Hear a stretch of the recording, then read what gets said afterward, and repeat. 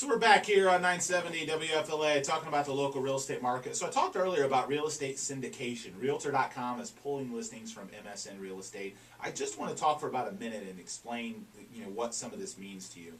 AOL, Google, Zillow, Trulia, Craigslist, Move.com. If there is a real estate website out there, all of them do what's called syndication. Most of them require you to pay a real estate broker to pay an extra fee to get the listing on that website. So getting the listing on MLS just isn't the battle anymore. It's getting it on all of these websites. And a lot of the websites charge a premium either to be on the website or to get extra photos. To be a premier agent, you get this much space. So what's interesting is a lot of real estate agents don't even know how to explain what syndication is, much less know that what sites their properties are and aren't on. So it's something you really want to quiz your agent about. If you're thinking about hiring an agent, go online and look up some of their listings on a Zillow, on a Trulia. Make sure their listings are on there. If they're not, that's a huge red flag that they're not going to spend the requisite marketing dollars to get your home sold.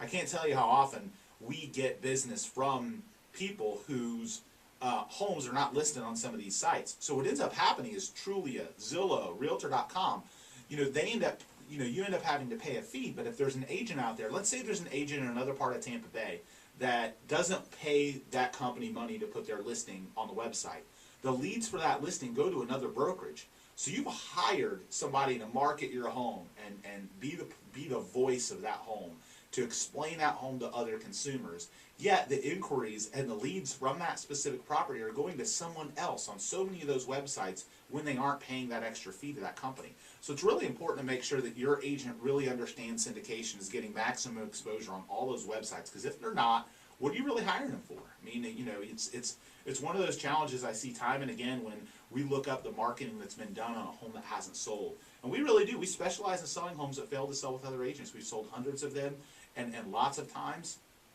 it's the marketing, it's the syndication, it's which websites it was or wasn't on and how they were on.